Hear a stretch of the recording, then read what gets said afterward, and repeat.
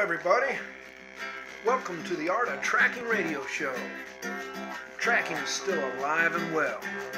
Join us as we interview master trackers from around the world. We'll hear their stories, their secrets. So tune in and enjoy all you hear. Welcome.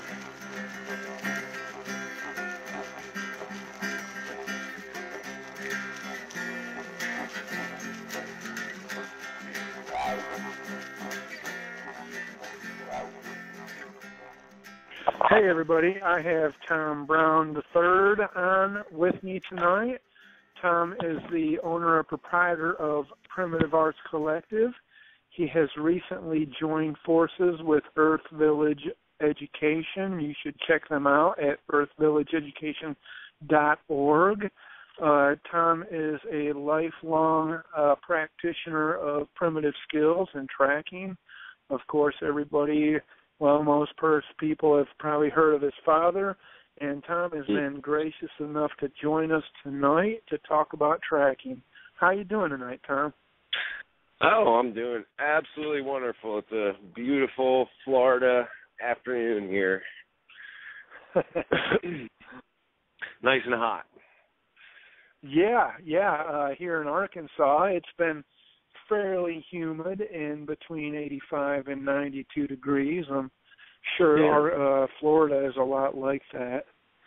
That's about pretty much what we are. Luckily, I live close enough to the beach where we have a good breeze. So, very, very thankful for that. You know, and honestly, if you live close to the ocean like I do down here, the temperatures aren't much hotter than they are up in the Northeast in the summer.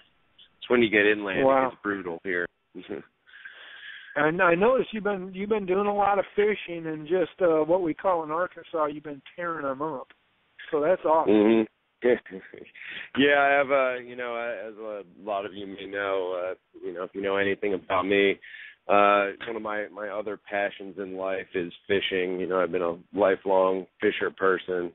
I do a lot of primitive fishing, but also modern fishing. So down here in Florida, it's an absolute paradise, and I have access to some really cool waters. I have some good friends who are marine biologists down here, so I get to go out with them and catch, 300 and 400 pound Goliath grouper on a hand line for scientific research and things like that. That's awesome. It's a lot of fun. That is awesome, man. And now, are you doing deep sea or just kind of in close, or what? I mostly do, fish off the beach. I also live on the Indian River, which is a brackish water river and lagoon, and there's tons of good flats fishing in there for, the usual suspects, the tarpon, snook, redfish. So it's a great spot all around. I've lived here since November, and I haven't met anybody with a good, offshore boat yet, but I'm sure I will before too long. And hopefully we can do a trade, teach him how to make some cool primitive skills, and he can take me out for a day of fishing. So anyone listening to Florida want to do a trade, take me out to catch a sailfish. I'm willing to do a trade. That's awesome, man.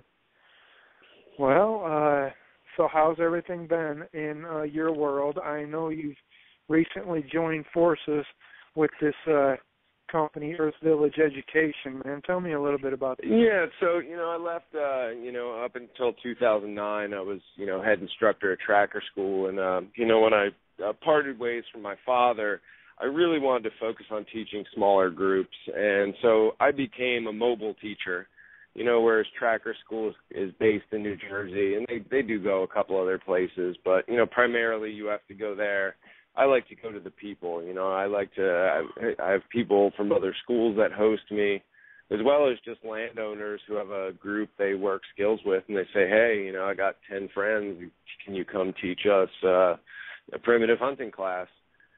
So that's pretty much what I've been doing, and I recently got to the point where I hired on a business manager who's a good friend of mine from Tracker School, a guy named Evan Bergwall. And he founded this nonprofit called Earth Village Education. And Earth Village Education kind of has three prongs. One is primitive living skills, primitive earth skills. Another is permaculture and organic gardening. And the third is off-grid architecture. So right now, so I decided, he had this primitive skills kind of component to his nonprofit, and I was, going to plan on doing a bunch of classes for them. But after kind of meditating on the fact for a while, I, came to the realization that I should just merge my school with them.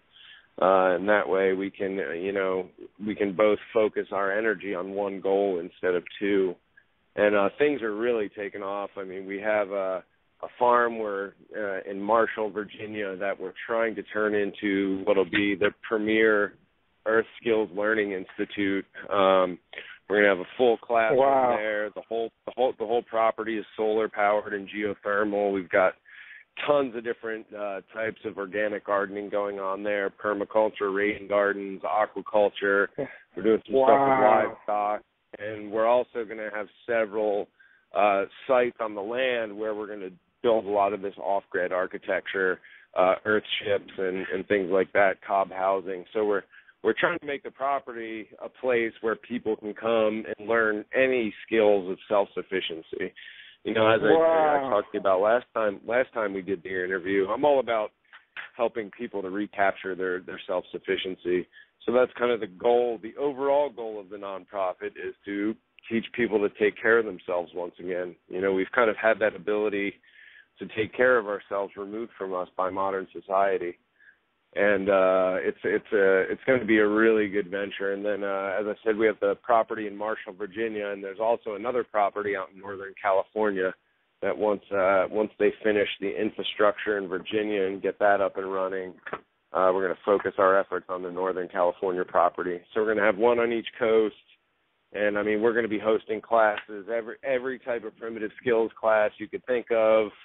I'm going to be kind of the lead instructor, but I'm also going to be bringing in tons of visiting instructors, experts in flint napping and bow building and basketry. And, like I said, we're really trying to turn this into a place where the best of the best instructors in all those areas, whether it be primitive skills or organic gardening or livestock or anything, this will be the place to come take these classes. So it's something that's really just come together. It's really just come together in the last 6 months, and it's amazing how when you open yourself and put in some hard work, things just coalesce. So I'm incredibly thankful and grateful for everything that's happened in the last few months here. Man, I want to move in on that. I want to just have a little cabin somewhere. The property up there in Marshall is beautiful. It's Appalachia, so you got nice rolling hills. It's just a gorgeous property with a beautiful old farmhouse. We're actually right now there's a horse barn on the property.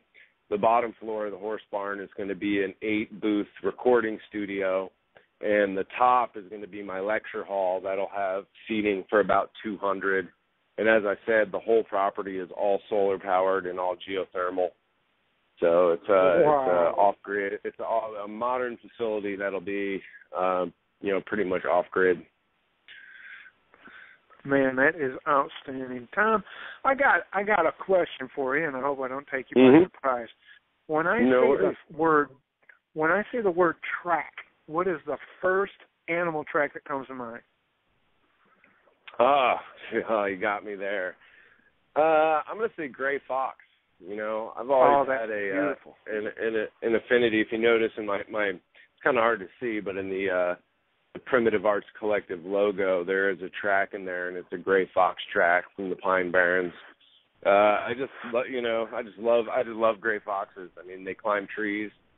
Back in the Pine Barrens, we were used to tracking. Those of you who've been to the Pine Barrens know that because of the limited forage there, everything is smaller.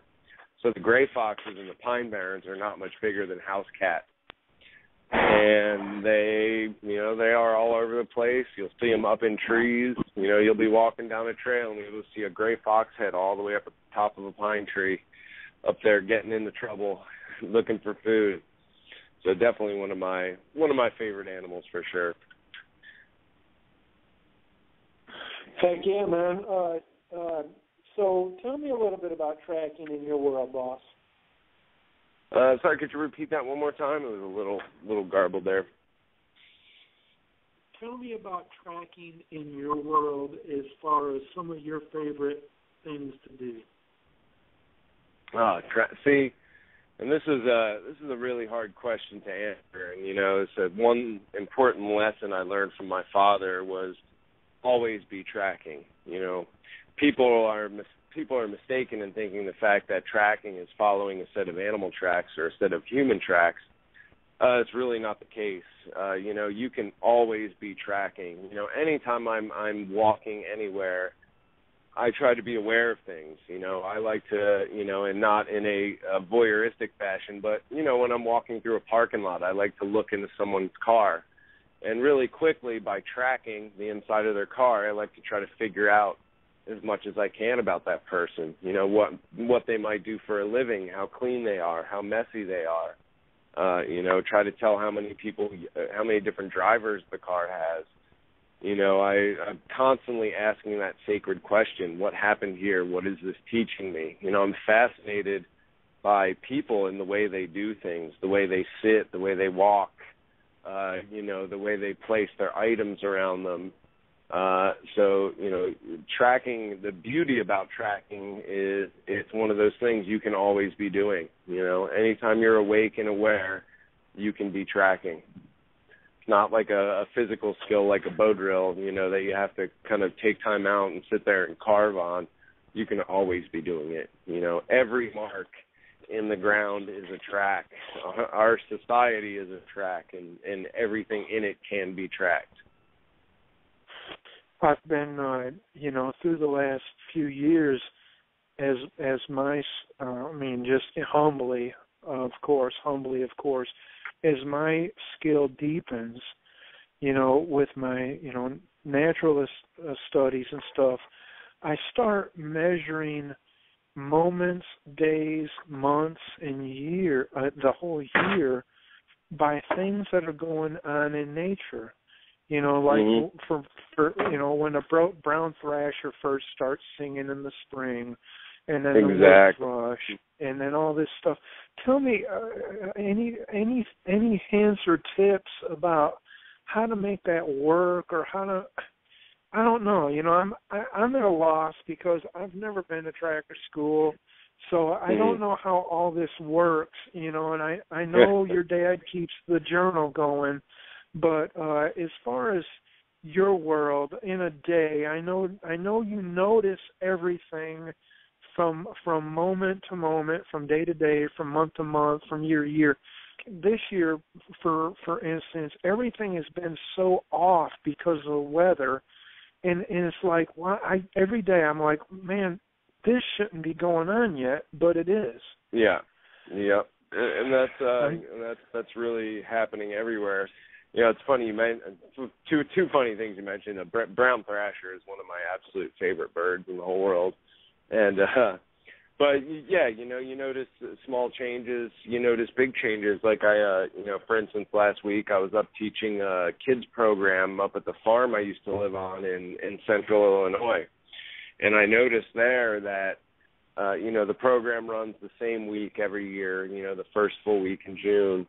And, the mulberries were off this year. Normally, that time of year, that week, the mulberries are thick and ready to go. Whereas this year, because of the harsh winter they had up there in the kind of late spring, there was mulberries on the trees and there was a few to be eaten, but it wasn't like it was, in every other year past.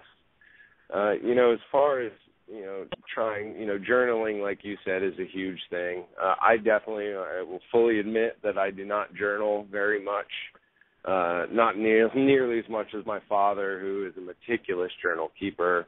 Daily writes in his journal. But, I like to, in my immediate surroundings, I like to pick out certain things and just make sure to observe them as much as possible, whether it's a specific plant or a specific shrub, a specific tree. And just to every day, that I walk by it, just try to take an extra moment to look at it and see how it's changed, and watch kind of the slow change. one thing that's interesting about being here in Florida is, stuff is green year-round. And, we moved down here in November, and you're like, wow, it can't get much more green than this. But sure enough, when spring came around, there's a lot more green. There's a lot of new plants that are popping up. And now we've moved into the season where we get a thunderstorm every day, about this time of day.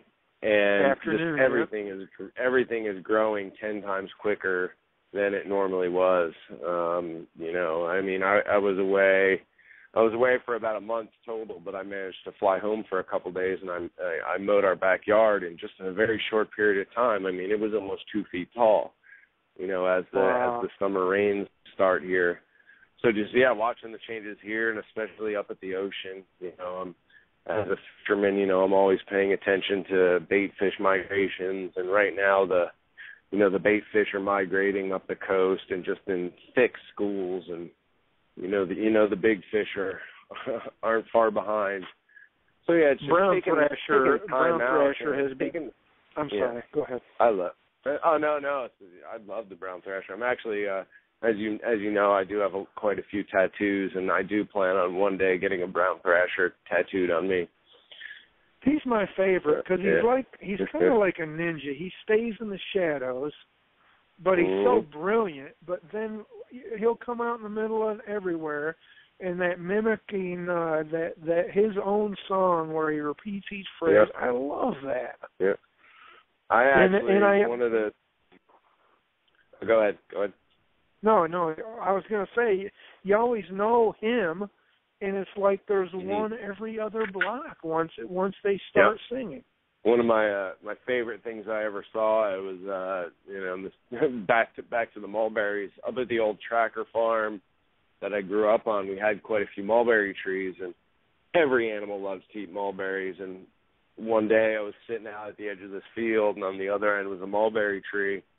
And a coyote actually came out of the cornfield that bordered it and started to eat mulberries. And there was also 2 brown thrashers there eating mulberries. Well, the brown thrashers did not like the coyote there, so they proceeded to attack the coyote until it ran off with its tail. Wow. High. Yeah, it was really awesome. They badgered the crap out of it, and he didn't even try to fight back. He just scrunched and ran because they were pecking at him pretty good. So yeah, they're amazing birds for sure. I haven't seen one down here yet. I know there definitely are some in the wintertime. There's definitely some down here. I haven't seen any though.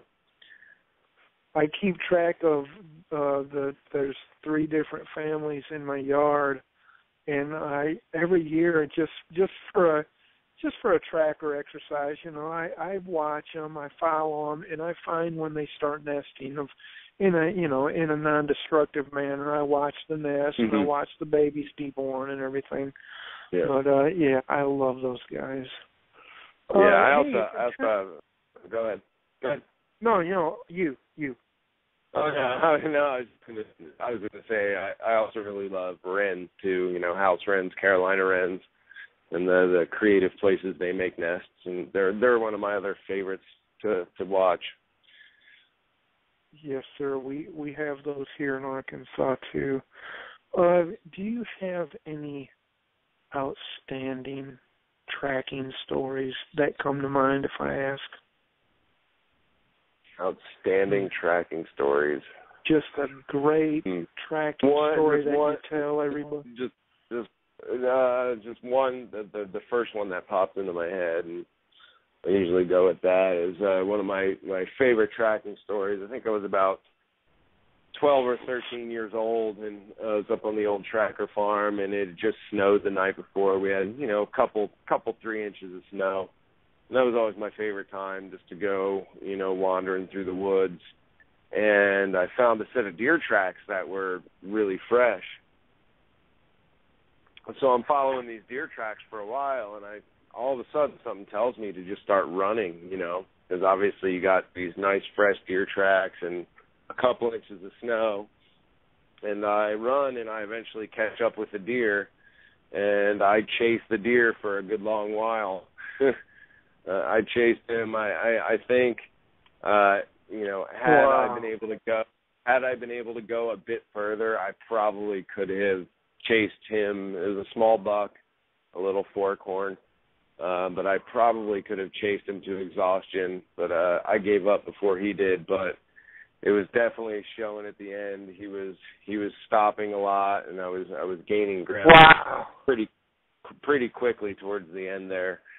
And it's totally apparent to me how, a huge part of our ancestry were persistent hunters like that, had the ability to chase down animals. Because there's tons of animals out there that have a faster top speed than us, but there's no animal that can outrun us when it comes to distance. I really recommend to any of your listeners a book called Born to Run by, I think the guy's name is Chris McDougall, and he spent some time down in the Copper Canyon area with the Tarahumara Indians, and they're famed long-distance runners, and it just talks about, that's one thing we have as humans is we are by far and away the greatest endurance runners there are out of any animal. I did not know that. So yeah, that was a really cool that morning, just chasing after that deer. It was beautiful, beautiful Yeah, thing. that was that oneness. Yeah. Yeah. Any other concepts of tracking that you might like to throw out at the audience, or? Concepts of tracking. Like and it always. It goes back to me for that sacred question, the what happened here, what is this teaching me, and asking that question about anything, I am constantly looking at things, observing, taking in data, and, making decisions based upon that data. Tracking and awareness are obviously hand in hand, and if you are not an aware person, you will not be a good tracker. So, the next time you go into a store, start asking yourselves questions. How many men are in this store? How many women? How many people have baseball hats on? Is that person right or left-handed? How can I tell from a glance if that person is right or left-handed? Look at what hand their watch is on. People wear their watches on their non-dominant hand. But just always be asking questions about the marks you come upon in life, whether it's a physical animal track, whether it's a piece of animal scat, whether it's a piece of crumpled up paper on the side of the road. We can always be asking these questions. We can choose to be aware, and that's what my father and I tell my students. The biggest lesson in awareness is choice, is making the choice to be aware. The problem is the society we live on doesn't really covet awareness the way our ancestors coveted it. It was a cornerstone of the hunter-gatherer, their person. And nowadays we really don't have to be too aware. So you need to make that choice. You need to make that choice every day or every second of every day to be aware. To notice the things around you, to find the grandeur in the small things that people walk by every day. I love it when I'm in a parking lot somewhere and I look up and I see a red-tailed hawk, and then I get sad when I realize that nobody else noticed it but me. Here's this magnificent creature, 50 feet over our heads, and everybody is just walking with their face in their cell phone, not paying attention to anything. Exactly. And so, by asking these questions, always be tracking. Yes, sir. By asking the questions, you can kind of figure out some of the answers to the deeper questions. Are you real big on, like right now, one of the things I'm looking at a lot more is, like I have a great tracking area, and I got a place where I can read long stretches of coyote tracks, and one of my weak areas is the different gaits. Is that something you ever really looked at, or are you more concerned with just being able to follow the animal, or what? Oh, no, gait pattern is huge, and it's something, one thing I really love is I live at the beach, and I'm constantly, I have a dog, I have an Australian cattle dog, she's about the size of a coyote, and we go up to the local dog beach, and it's great because I can go up there, I can look at tracks, and I've been around a lot of these, we see a lot of the same people and a lot of the same dogs, and you start to notice the dog tracks, and you know exactly what dogs are from, which dog you're from. Also That's too, awesome. I noticed the other day I was throwing the stick in the ocean for Cora. She'll go out there. It doesn't matter how big the waves are. So I threw one down the beach for her, and I ran back, and I looked at her. I looked at a section of her tracks, and I could tell from her gait that something was wrong. She was dragging her right toenail of her middle paw pad was dragging when she was in a full run. And sure enough, I set her down and I look, and she had cut the skin on her pad, so she was being a little light on it and causing her to drag that one toenail. So yeah, so you can tell a ton from the gait patterns, and it's a huge part of tracking.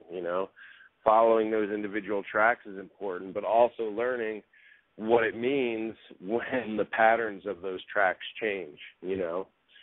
How slow or how fast the animal's going. You can even tell, which way an animal's head is facing when it's walking. So, yeah, it's awesome. It's important. I always like to, whenever possible, be able to analyze huge sections of unbroken trail, just to really get a feel for and become the animal that you're tracking.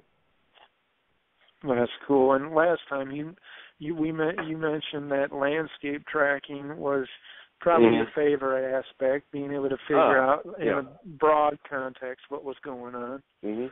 Yeah, yeah. That's really cool. I always start big and then go small. All out landscape down to a single animal hair and back. Always.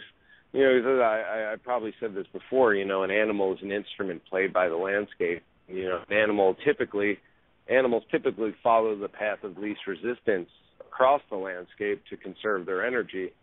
So animals are fairly predictable. So if you start from that landscape view and you look at the topography, and once you get to you get to know these animals, you're going to be able to know from afar right where a certain animal trail is going to be just by the way the land is laying. And that's a major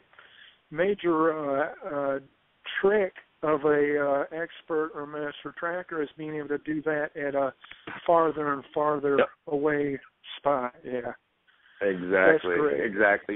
You have to. Another huge lesson to my father's is you have to also become the animal you're tracking. That was one of the most disturbing things I found when tracking, looking for where somebody had dumped a body. We did a couple cases for law enforcement, and having to get inside the mind of this guy who had just killed this girl and being like, hey, if I had to move across this landscape carrying a body, which way would I go? Which route would I take? And it can be a really beautiful thing if you're trying to get inside the mind of a fox or a rabbit, but when you have to kind of go to that aspect where you're fugitive tracking or looking for somebody where somebody has dumped a body, it can be pretty disturbing. But yeah, you have to become the animal you're tracking. You have to think like it. That's awesome. Tom, we are out of time again, my brother. No worries, brother. I do appreciate you being on, man. Yes, no sir. Yes, problem. sir. No problem. I do appreciate you coming on. Everybody, check out Primitive Arts Collective, and also his new project that he's joined forces with. God, Tom, I'm sorry. What was that called again? It's Earth Village Education, and the website is earthvillageeducation.org. Hey, thank you, Tom, and we'll talk to no you worries, soon, brother. okay? You have a good one, brother. You too, brother. Thanks. Yep.